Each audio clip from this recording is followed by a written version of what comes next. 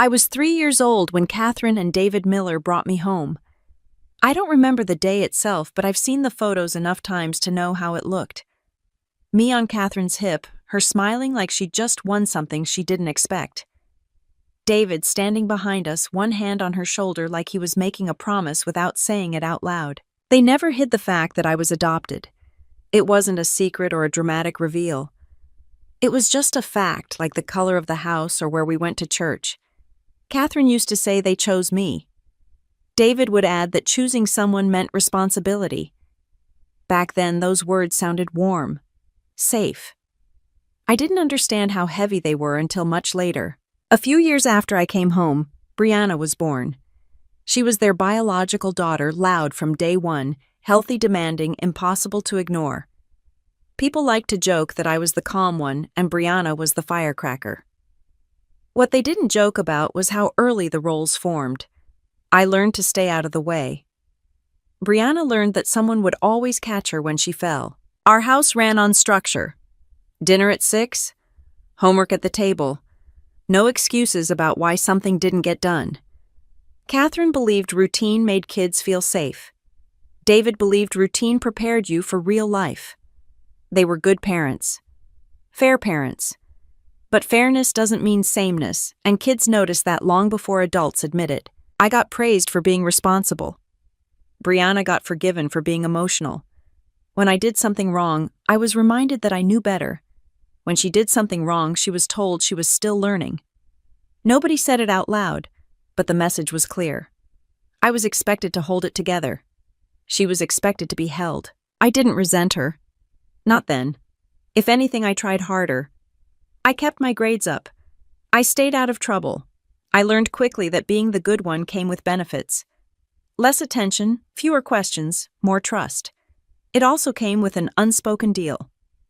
If something needed handling, I would handle it. That habit followed me everywhere. By the time I was a teenager, people described me as mature for my age. Teachers said it. Neighbors said it. My parents said it with pride. Brianna hated that phrase. She said it made me sound boring. She wasn't wrong.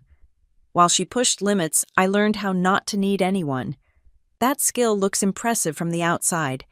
Inside, it feels like standing at attention for years without realizing you're allowed to sit down. When it came time to leave home, my path felt obvious. The military wasn't a rebellion or a dramatic escape. It was structure taken seriously. Clear rules. Clear expectations. Do your job. Take care of your unit. Don't make excuses. David shook my hand the day I left like I was already an adult. Catherine hugged me longer than usual. Brianna barely looked up from her phone. I thought distance would change things. It didn't. It just clarified them. I called home every week. Sometimes Brianna picked up. Sometimes she didn't. When she did, the conversations were short. She talked about friends' classes she liked, classes she hated, plans that changed every other week. I listened. I always listened. That was another habit I didn't realize I was building. Catherine got sick when I was stationed out of state. It wasn't sudden. It was the kind of illness that stretches time where every update sounds manageable until it isn't. I flew home whenever I could. Brianna stayed close, but she stayed scattered. She was there physically, but emotionally she floated in and out, overwhelmed by things she didn't know how to name. I started handling logistics without being asked. Appointments, paperwork, conversations with doctors. It felt natural. That was the role I'd trained for my whole life. The night Catherine asked to speak to me alone, the room smelled like disinfectant and bad coffee. Brianna had stepped out to make a call. Catherine's voice was thin but steady.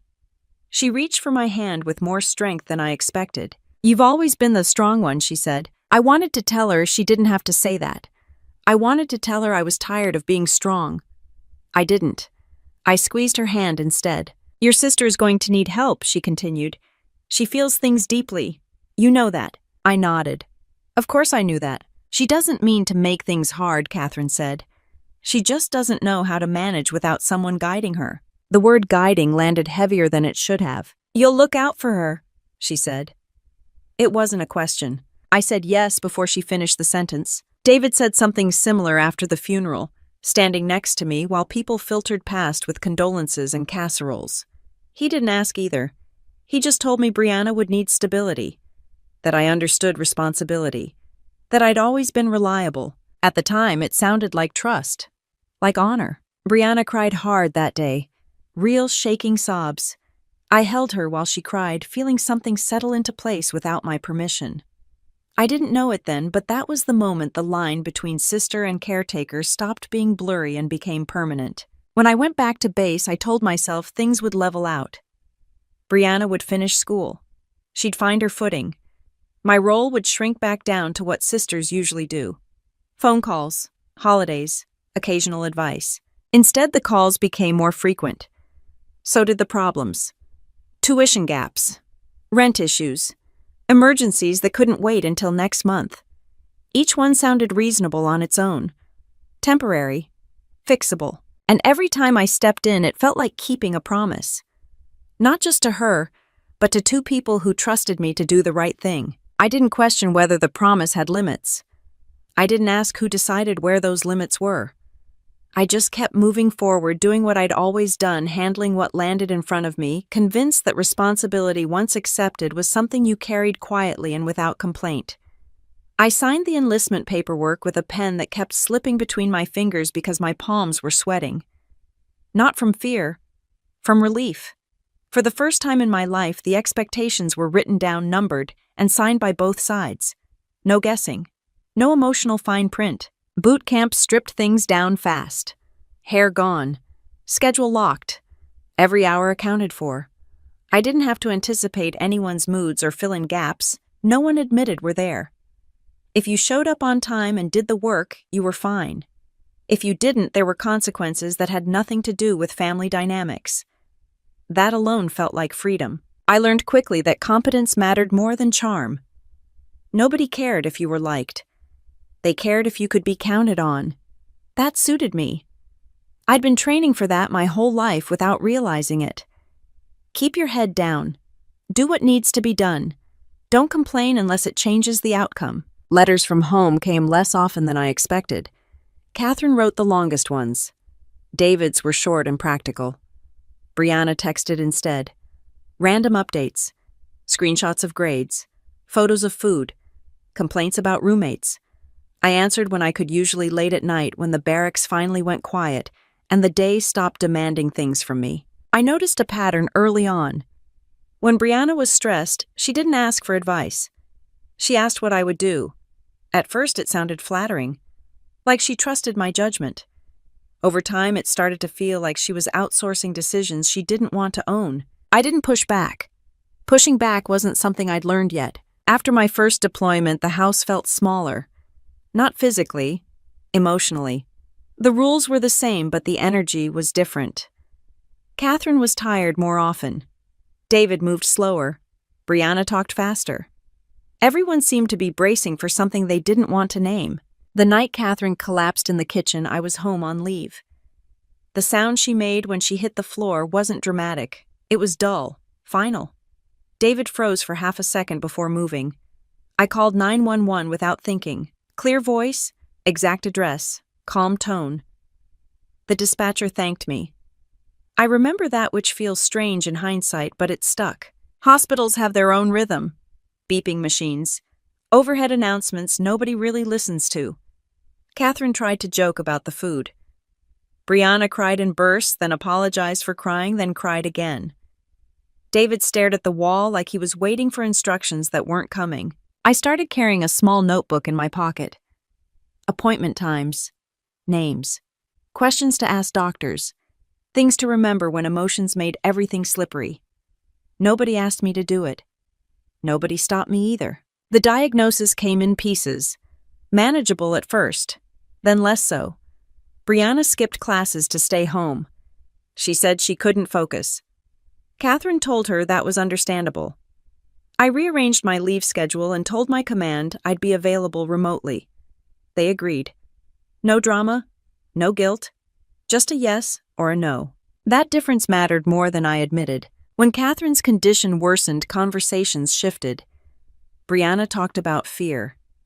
David talked about logistics. Catherine talked about Brianna. Always Brianna. Who would make sure she finished school? Who would help her land on her feet? Who would keep her from making decisions she'd regret? One afternoon, while Brianna was in the cafeteria arguing with someone on the phone, Catherine asked me to sit closer to the bed. Her voice was quieter than usual, like she was saving energy. "You've always known how to manage pressure," she said. "You don't panic." I wanted to tell her panic isn't always loud. Sometimes it's just very organized. I didn't. "She needs someone steady," Catherine continued. "Not someone who'll lecture her. Someone who'll make sure things don't fall apart." The words sounded reasonable. They always did when she said them. I nodded. That was my mistake. I nodded instead of asking what would happen if I said no. David's version came later after Catherine was gone, and the house smelled like flowers that had started to rot in their vases.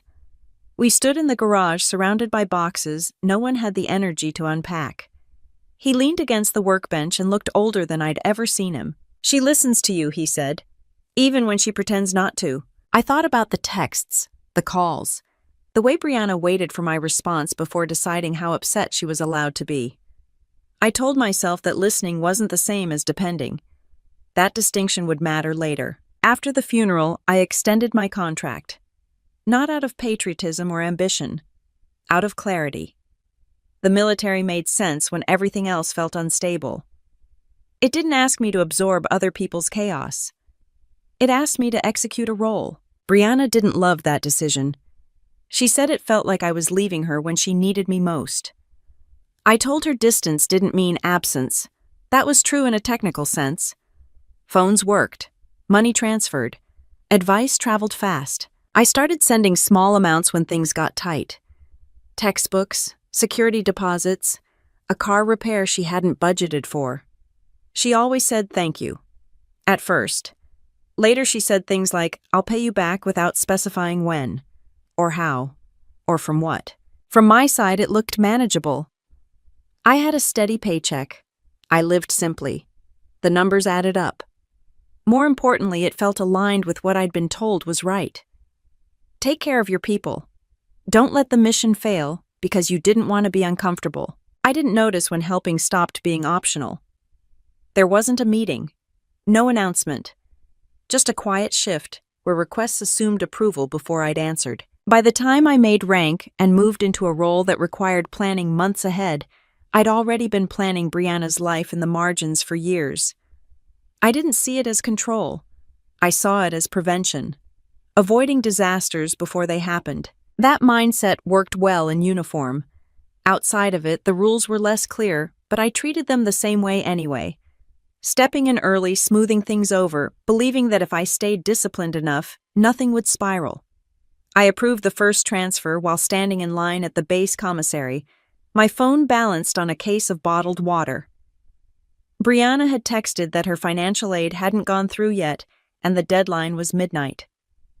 I checked the amount, checked my balance, and hit confirm without thinking much past the math. It was easier to fix the problem than explain why I wouldn't. That became the pattern. At first, the requests were spaced out enough to feel incidental. Tuition 1 month, a security deposit the next, a laptop that suddenly died right before finals. Each time came with a reason that made sense on its own. Each time the amount stayed just under the line where I'd be tempted to say no out of principle. She learned that line faster than I did. She always explained things as temporary. Just this once. Just until the next paycheck. Just until things stabilized. I didn't ask what stability looked like for her. I assumed it meant what it had always meant for me. Predictable income. Fewer emergencies. A sense of margin. Her version was different. When she graduated, I expected the calls to slow down. Instead, they shifted. Rent instead of tuition. Utilities instead of textbooks. The numbers got bigger. The urgency stayed the same. She'd call, already stressed, voice tight, like she was halfway through a panic attack and needed me to pull her back before it went too far. I told myself I was preventing crises, that I was buying her time to figure things out, that this was what Catherine had meant when she asked me to look out for her. Then she met her husband. He introduced himself on a video call from their new apartment, smiling too much, talking fast. He thanked me for helping Brianna get through a tough transition, like I was a scholarship fund, not a person. I noticed he never asked what I did for a living. Just said it was great that I was in the military, like it explained everything he needed to know. The requests changed again after that. They were framed as joint decisions, investments, opportunities, things that would pay off if someone would just bridge the gap. That someone was always me. I asked for details. They sent screenshots, partial spreadsheets, promises to formalize things later. I didn't like the vagueness, but I liked conflict less.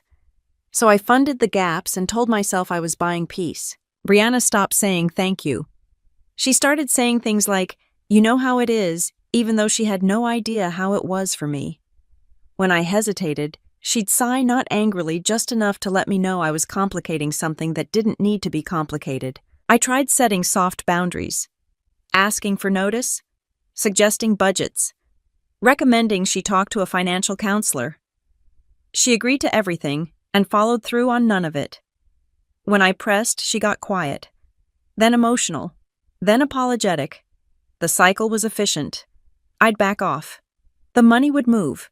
The first time she used our parents to make her point, it was subtle. "You know, Mom wouldn't want me stressed like this," she said during a call that had started about daycare costs and ended somewhere else entirely. She always worried about me. I didn't argue.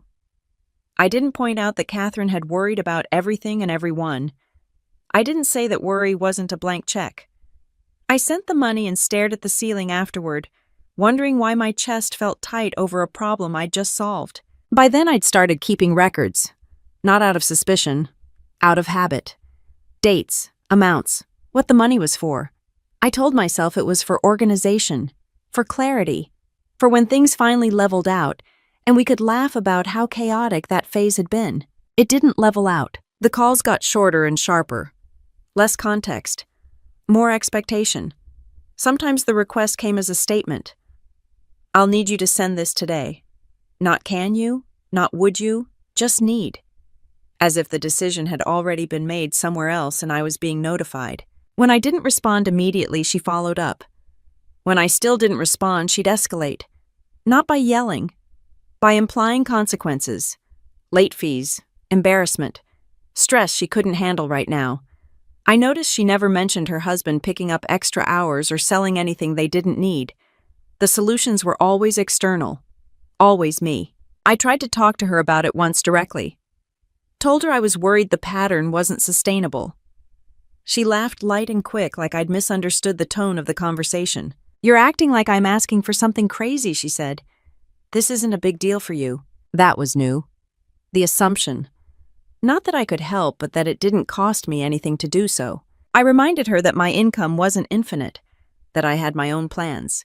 She waved that off. "You're good with money," she said. "That's your thing." It wasn't my thing. It was my responsibility. Or at least that's how it had been framed for so long that the difference stopped mattering. The next request came 2 days later, larger than the last, with less explanation. When I asked what it was for, she told me not to stress about details. That she had it handled. That she just needed support. Support had become a code word. It meant cash. No questions, no timelines. I sent the money and told myself I'd address it next time. I said that a lot. Next time. After this settles.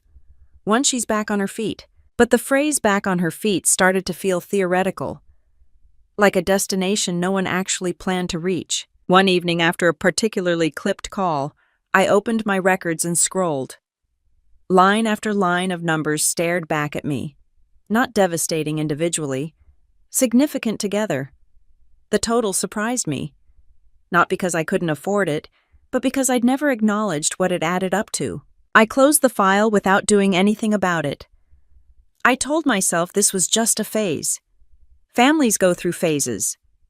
This one happened to involve a lot of wire transfers. Still, something had shifted. The help I'd given freely had turned into something Brianna expected to manage to direct to deploy on her terms. The money wasn't just assistance anymore. It was leverage. And I was starting to feel it every time my phone buzzed.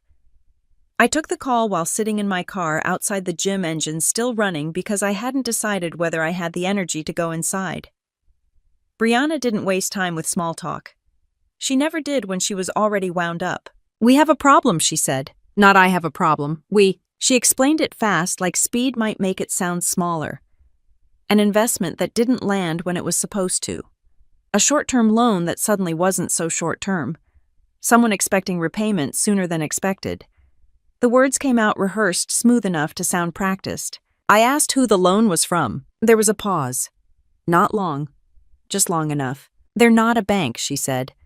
But it's fine. They're flexible. Mostly. Mostly is not a word you want attached to money you didn't borrow. I asked how much was left. Another pause. Longer this time. It's not huge, she said. It's just urgent. Urgent had become her favorite adjective. Urgent meant now. It meant drop what you're doing. It meant if I asked too many questions, I'd be accused of not caring. I asked again. A number. I needed a number. She gave me one. It was higher than I expected. Not catastrophic, but no longer casual either.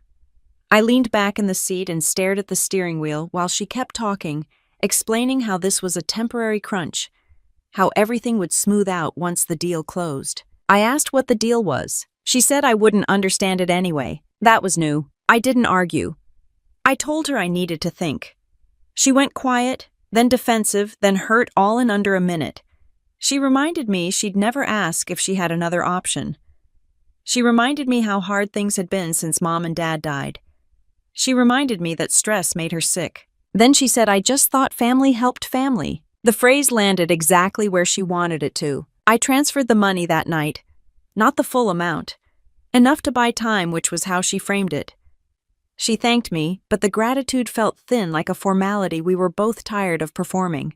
2 weeks later, her husband called. He'd never called directly before. Always let Brianna handle it.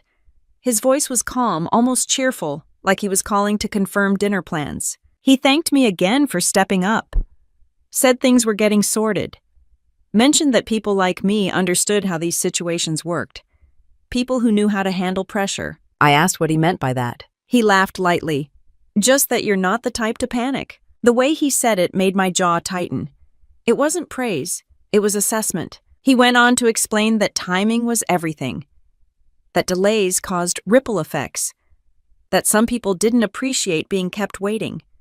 He never threatened me outright. He didn't have to. He let implication do the work. After the call, I sat in silence longer than I meant to. The gym lights shut off automatically after midnight. I didn't notice until the parking lot went dark. That was the first time it occurred to me that this wasn't just about helping Brianna anymore. There were other people in the picture now. People who didn't care about family dynamics or grief or promises made at hospital bedsides. I tried to talk to Brianna about it the next day. Asked her directly if anyone was pressuring her. She laughed again, sharper this time. You're being dramatic, she said. This is normal. Normal for who? I suggested she and her husband sit down with a financial advisor. Or a lawyer. Or anyone whose job involved consequences. She told me not to overreact. That I was making things stressful for no reason. I need you to trust me, she said. Trust had become another code word. It meant stop asking questions. The next request came sooner than I expected. A text this time. No greeting. Just an amount and a deadline. End of day. I was in uniform between meetings when my phone buzzed. I felt it in my pocket before I checked the screen. I stared at the message longer than necessary. My schedule for the day was already set. Briefings, calls, decisions that affected people who depended on me to be precise. This shouldn't have felt harder than any of that. I sent a short reply asking what it was for. She responded with a voice memo. Her tone was tight, irritated. She said she didn't have time to explain everything. That I knew she wouldn't ask unless it was serious. That she didn't need to justify every detail to her own sister. That last part stuck with me, her own sister. As if the role itself obligated compliance. I didn't send the money right away. I waited. An hour. Then another. The delay felt heavier than the transfer ever had. When I finally approved it, it wasn't relief I felt. It was resignation. That night I pulled up the records again. The totals had grown. The pattern was clear now. Escalating amounts. Shortening timelines. Fewer explanations. More pressure. I realized something else, too. The requests always came when I was busiest. when I'd be least likely to push back, when saying yes would be faster than engaging. That wasn't accidental. The next call came from Brianna's husband again, this time with less pretense. He mentioned reputations, how quickly misunderstandings could spread, how people sometimes drew the wrong conclusions when money issues spilled into public spaces. I asked what he was suggesting. "I'm just saying," he replied, "things are smoother when everyone does their part." I ended the call without responding. My hands were steady, but my pulse wasn't. For the first time, I considered what would happen if I didn't step in. Not just emotionally, practically. What would break? Who would turn on whom? Whether the pressure I was absorbing would go somewhere else. That thought was followed immediately by another. What would happen if I kept stepping in? I slept poorly that night. Not because of fear exactly, because the rules I'd been operating under no longer applied. This wasn't support. It wasn't protection. It was containment. And I was the one being boxed in. The next morning, a message came through while I was tying my boots. A new amount. A shorter deadline. No explanation at all this time, just an expectation that I would handle it the same way I always had. I unlocked my phone before the alarm finished vibrating, a habit from years of early briefings. The screen lit up with missed calls stacked on top of each other, all from Brianna. One text sat underneath them, short enough to feel deliberate. "We need to talk, now." I didn't call back right away. I showered, dressed, tied my boots. Muscle memory handled the routine while my mind stayed on the message. When I finally called, she answered on the first ring, like she'd been staring at the screen waiting for it to light up. Her voice was calm. Too calm. "This isn't going to sound good," she said, "but I need you to listen before you react." That was another tell. When Brianna asked me not to react, it usually meant she'd already decided what the outcome should be. She laid it out without circling. A deal had gone sideways. Not failed. Just delayed in a way that triggered penalties. The people involved weren't patient. They wanted reassurance. Money on the table. Today. How much, I asked. She exhaled like the number itself was exhausting. 500,000. I waited for the rest. There wasn't any. By then my coffee had gone cold on the counter. I picked it up anyway and took a sip. Bitter. Not surprising. By when I asked. Before noon, she said. They won't wait past that. Noon. Not end of day. Not tomorrow morning. Noon, like she was ordering lunch. I told her that wasn't happening. Not like that. Not without details. Not without time. Her tone shifted immediately. The calm cracked. "I don't have time for this," she snapped. "This isn't optional." There it was. The assumption out in the open. I asked who they were. She said that didn't matter. I said it mattered to me. She said I was making things worse. We went in circles until she stopped pretending this was a discussion. "If you don't do this," she said, "it's going to blow back on you too." I asked what she meant. She hesitated just long enough to choose her words. Said my name could come up. That people might start asking questions. That things looked bad when money disappeared and deals collapsed. That my job required trust. She didn't have to say the word military. We both knew. My grip tightened around the mug. It cracked slightly at the handle. I noticed that before I noticed my pulse climbing. "You're threatening me," I said. "I'm being honest," she replied. "There's a difference." I laughed once, sharp and humorless. "You're really saying this out loud." "I wouldn't be here if I had another option," she said. "And don't forget, Mom and Dad wanted you to look out for me. They trusted you." There it was. The card she'd been holding back. I closed my eyes for a second. Not in surrender. In inventory. I could see Catherine in that hospital bed. Hear David's voice in the garage. Feel the weight of every decision I'd made since then, all of them bending in the same direction. "I need time," I said. "You don't have it," she said. "Noon, that's the line." She hung up before I could respond. The next hour passed in fragments. A meeting I barely heard. A briefing I contributed to on autopilot. My phone kept lighting up on the table, vibrating just enough to be distracting without making noise. Each time I ignored it. At 10:17, a message came through from her husband. No greeting. Just a reminder of the deadline and a comment about how unfortunate it would be if misunderstandings reached the wrong people. At 10:24, Brianna sent another text. "Please don't make this harder than it already is." At 10:31, another. "I know you can do this. You always do." I stepped out of the building and leaned against the railing, the sun already high enough to feel intrusive. I opened my banking app. The number sat there unchanged. Enough to cover it. Enough to make this go away, at least on the surface. My thumb hovered over the transfer option. It would take less than a minute. No one would know. Not immediately. The machine would keep moving. The pressure would ease. I'd go back to managing fallout instead of causing it. I thought about what after looked like if I sent it. More calls. Shorter deadlines. Bigger numbers. The line would move again because it always did. At 10:43, Brianna called. I didn't answer. At 10:47, she left a voicemail. Her voice was different now. Tight. Angry. You don't get to judge me, she said. You don't get to act like you're better than me just because you chose some uniform and some rules. You were adopted. Don't forget that. They chose you. You owe them. You owe me. That one landed hard. Not because it hurt.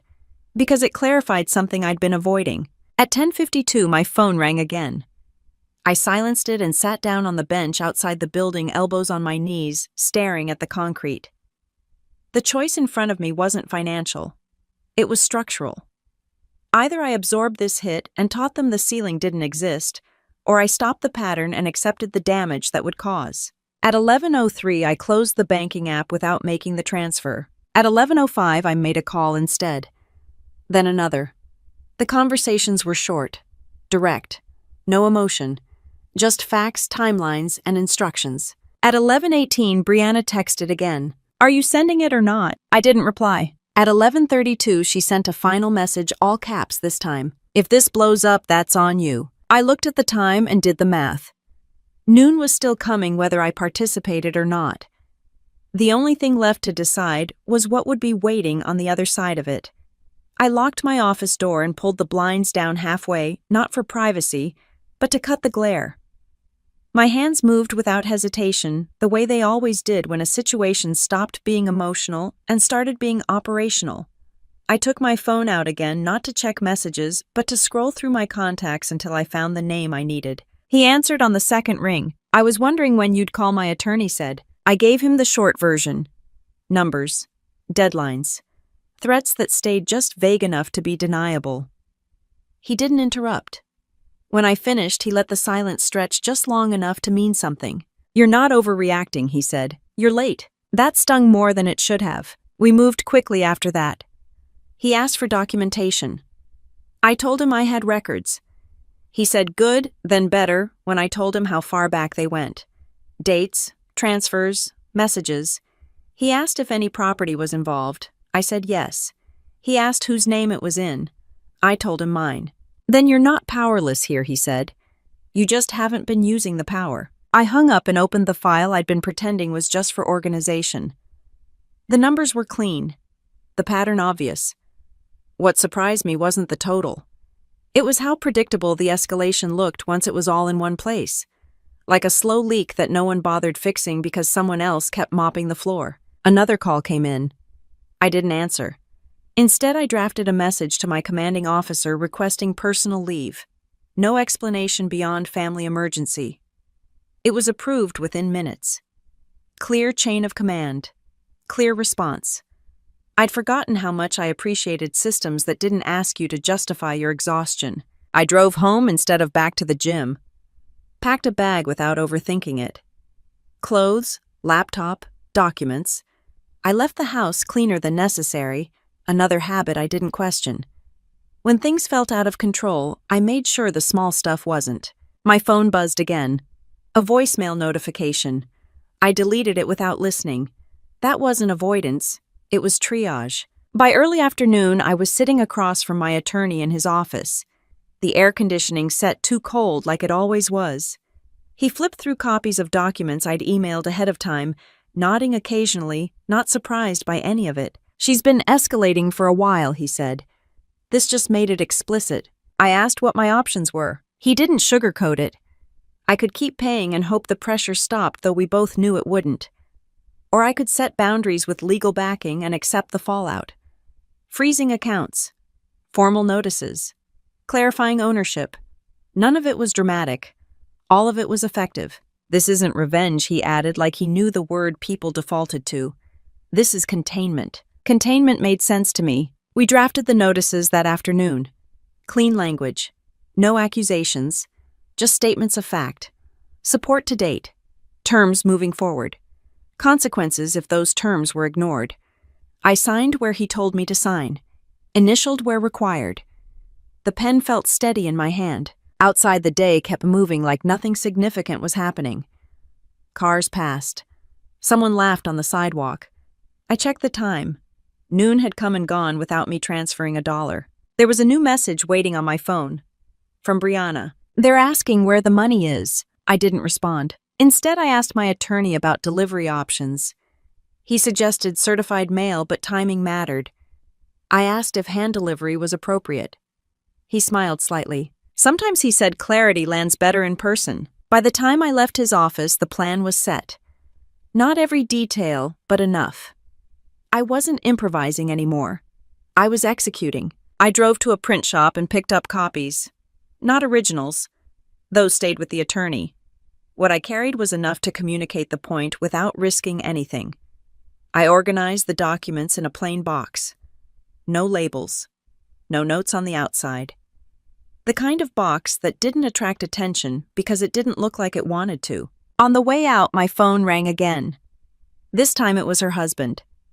I let it go to voicemail. He followed up with a text that tried to sound calm and failed. We need to talk. This is getting serious. I almost replied that it already was. I didn't.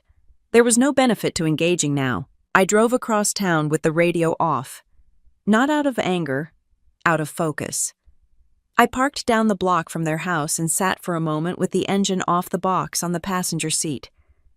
My hands didn't shake. My breathing was even. That surprised me. I thought about how many times I'd driven similar routes under different circumstances. Night pickups, emergency runs, always responding to someone else's urgency. This time I wasn't reacting. I was choosing. I walked up to their front door and set the box down gently centered on the mat. No knocking. No note taped on top. Just placement. I took one step back, then another, making sure it was visible. That mattered. As I turned away, my phone buzzed again. I ignored it and kept walking. The air felt lighter than it had in weeks, not because the situation was resolved, but because I'd stopped carrying it alone. By the time I reached my car, there were already missed calls stacking up. I didn't check how many. I started the engine, pulled away from the curb, and merged into traffic without looking back at the house. At a red light, I finally glanced at the screen. A single message stood out among the rest. What did you do? I set the phone face down on the console and waited for the light to change my foot steady on the brake, my mind already moving through the next steps with the same calm precision I'd relied on in uniform for years. I was halfway down the freeway when my phone started vibrating again, this time non-stop, like it had given up on being polite. I didn't answer. I didn't slow down either. The box was already where it needed to be. Anything after that was noise. I checked into a hotel near the airport, using points I'd been saving for a trip I kept postponing. The lobby smelled like coffee and carpet cleaner. Neutral. Forgettable. Perfect. I dropped my bag on the bed and sat in the chair by the window shoes, still on phone face down on the desk. I didn't need to see what was happening to know the sequence. Brianna would open the door expecting a check or a wire confirmation. She'd see the box and assume it was a delay tactic. Something symbolic. She'd bring it inside annoyed but confident. She always started confident. I waited 10 minutes before picking up my phone. There were 14 missed calls. 8 from Brianna. 3 from her husband. 1 from a number I didn't recognize. 2 voicemails. I listened to the first one only because it was short. "What the hell is this?" Brianna demanded. Her voice was already tight. Not panicked yet. Just offended. I didn't respond. The box wasn't dramatic. No props. No surprises that relied on theatrics. Just paper organized the way I organized everything. The first document on top was the summary. Dates, amounts, purpose, 10 years of support laid out in plain language. No commentary, no accusations, just math. Under that were copies of the agreements she'd signed and never read past the second page. Loan acknowledgments, reimbursement clauses, not threatening on their own but impossible to dismiss when stacked together. The house paperwork was next. The deed. My name. Always had been. A precaution at the time. A safeguard. Something I'd told myself was temporary. There was a letter, too. 1 page. Not handwritten but signed. I'd chosen typed words on purpose. Handwriting invites emotion. I wasn't inviting anything. I stated the facts, that financial support had ended, that future communication about money would go through my attorney, that any attempts to pressure or threaten me would be documented and addressed accordingly. I referenced our parents once, not to guilt her, to clarify. They asked me to care about you, I wrote. They did not ask me to enable decisions that put both of us at risk. That was it. The second voicemail came in while I was still holding the phone. Brianna again, louder this time. You can't do this, she said. You don't get to just cut me off like this. I set the phone down and stood up, stretching my legs. I'd been sitting too long. Outside the window, planes moved in slow arcs against the afternoon sky. Schedules. Destinations. Order. Another call came through, this time from her husband. I let it ring out. He followed with a text. You think this is some kind of power move? You're making things worse. Worse for who was the question he didn't ask. I ordered food from the hotel restaurant because I hadn't eaten since morning. While I waited, I pulled up my email and forwarded a few messages to my attorney. Timestamps mattered. Tone mattered. Patterns mattered. None of this required emotion. Just attention. The food arrived. I ate slowly, noticing things I'd ignored all day. Salt. Texture. The fact that my shoulders weren't up around my ears anymore. That told me more than any message could. When I checked my phone again, the tone had shifted. Brianna's texts were no longer angry. They were confused. Why does the house say your name? You told me it was temporary. Call me, we need to talk. I didn't reply. Another message came in, this one longer, more frantic. She said she didn't understand. That this couldn't be right. That there had to be some mistake. I pictured her pacing the living room, papers spread out on the table, her husband hovering nearby, trying to read legal language he'd never bothered with before. I'd seen that posture before. People look the same when assumptions fail. Shoulders forward, jaw tight, eyes moving faster than their thoughts. Her husband tried again. This time his message was clipped. You blindsided us. I almost laughed. Not because it was funny, but because it was accurate. He just didn't understand that the blind side wasn't new. It was just finally pointed in a direction he could feel. The unfamiliar number called again. I answered this time. This is Mark, the man said. His voice was controlled, professional. I represent some of the parties involved in your sister's situation. I have an attorney, I replied. You can speak to him. There was a pause. Then this could get messy. I'm aware, I said and hung up. I didn't block the number. I wanted the record. The next hour was a steady drip of reactions. Confusion, anger, accusations, bargaining. Brianna cycled through all of them without settling on one long enough to be effective. She accused me of betrayal, of overreacting, of forgetting where I came from. That one I read twice. Where I came from wasn't a place. It was a pattern. And I'd stepped out of it. Her husband sent a message trying a different angle. He reminded me of the kids, how disruption affected them, how important stability was. I noticed he still hadn't offered any solutions that involved them adjusting their lifestyle. At some point, Brianna called and didn't say anything when I answered. I could hear her breathing, uneven, close to tears. Why are you doing this? She asked finally. I'm not doing anything to you, I said. I'm stopping something I should have stopped a long time ago. You promised, she said. I promised to care, I replied. Not to surrender. She hung up. I sat back down in the chair and looked at the box receipt photo my attorney had texted me earlier. Time-stamped and clear. Proof of delivery mattered. So did patience. Outside, another plane lifted off engines loud enough to cut through the glass for a second before fading.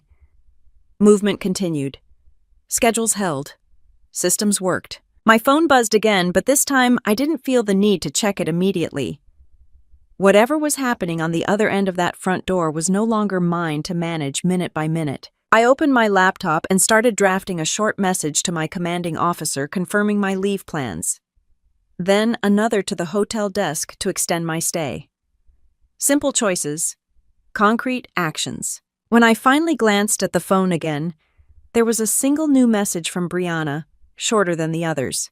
They're saying everything's falling apart. I placed the phone face down once more, not out of avoidance, but because I'd already said everything that needed to be said. I woke up to the sound of my phone sliding off the desk and hitting the carpet. I must have knocked it in my sleep. For a second, I didn't remember where I was. Then the hotel curtains and the hum of the air conditioner brought it back. I picked the phone up and saw the notifications stacked so high they blurred together. I didn't read them yet. I brushed my teeth, ran water over my face, and stood there longer than necessary, letting the cold wake me up fully. When I finally looked at the screen, the first thing I noticed was the change in tone. The messages weren't demanding anymore. They were scattered.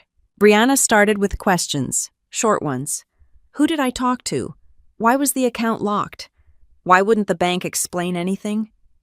I didn't answer. Her husband followed with longer messages trying to sound composed and failing. He said there had been a misunderstanding, that wires had bounced, that people were upset and wanted answers now, not later. At 9:14 a.m., a new name appeared in my inbox. A lender I didn't recognize. Formal language. Tight sentences. A request for immediate contact regarding an outstanding obligation connected to my sister. I forwarded it to my attorney and went downstairs for coffee. The lobby was busier than the night before. People in suits. People with carry-ons. Everyone moving with purpose. I stood in line and listened to a man argue about almond milk like it was a matter of principle. The normalcy of it all was grounding. When I got back to my room, there were voicemails waiting. I listened to one from Brianna. She sounded exhausted, not angry. That was new. They're saying the deal is dead, she said. They're saying we missed our window. I didn't know what deal she meant. I didn't ask. Her husband's voicemail came next. His voice had lost its edge. He asked if we could reset and talk through options. He said everyone was stressed. He said no one wanted things to escalate. Escalate from what to what was still unclear. By late morning, the calls started coming from people who weren't pretending to be polite. Short introductions, direct questions. I didn't engage. I let my attorney handle them. That was the point of doing this correctly. Distance wasn't abandonment. It was insulation. Around noon, Brianna texted again. They're freezing everything. Cards, accounts. I can't even pay the sitter. I stared at the message longer than I meant to. Not because I was reconsidering, because I was recognizing the pattern breaking in real time. For years, pressure had flowed one way, from her to me. Now it was backing up, spilling into places she couldn't redirect. I replied once, just once. You need to talk to your attorney. She called immediately. I let it ring. An hour later, my attorney called me instead. He sounded calm, almost bored. They're scrambling, he said, which tells me they were counting on you. Heavily. I asked what that meant. It means when the money didn't come, everything they'd been floating on top of collapsed at once. That tracked. By mid-afternoon, the messages turned accusatory again, but without the earlier confidence. Brianna said I'd ruined her life. Her husband said I'd embarrassed him. Someone else accused me of acting in bad faith. I noticed no one claimed I was wrong. The kids were brought up again. Always the kids. How stress affected them. How instability wasn't fair. I wondered why fairness only seemed to matter when it could be leveraged. I stepped outside for a walk. The hotel sat near a business park with wide sidewalks and trimmed hedges. I walked 2 blocks without checking my phone. My shoulders loosened with each step. When I looked again, there was a missed call from an unfamiliar number and a text from Brianna that read simply, "Call me." I didn't. At dinner, I ate alone at the bar and watched a game I didn't care about. The bartender asked if I wanted another drink. I declined. I wanted a clear head, not because I expected to make another decision, but because I wanted to notice how it felt not to be in crisis mode. Back in the room, I listened to one last voicemail. Brianna again. This one broke in the middle. They're saying the house she stopped swallowed. They're saying it's not ours. I sat on the edge of the bed, phone pressed to my ear, listening to the sound of her breathing. For a moment I thought she might ask me what to do. Instead, she asked something else. "How long have you known?" I didn't answer out loud. The truth was complicated. I'd known the paperwork. I'd known the risk. I hadn't known how bad it would get. Or maybe I had and just hadn't wanted to say it. "I trusted you," she said quietly. That one almost landed. Most. I hung up without responding, not out of spite, but because there was nothing useful I could say. Comfort without correction would only reset the cycle. The next morning, the messages slowed. Not because things were better, but because there was less to demand. Brianna sent one text, asking if I'd at least talk to her husband's lawyer. I forwarded it to my attorney and left it there. By early afternoon, I got a notification from the bank confirming that changes had been executed as requested. Formal language. No emotion. Exactly how I liked it. I checked out of the hotel and drove aimlessly for a while, letting traffic decide my route. The radio played quietly. A talk show argued about something that would be forgotten by next week. At a red light, my phone buzzed again. This time it was a photo message. Brianna had sent a picture of papers spread across her kitchen table.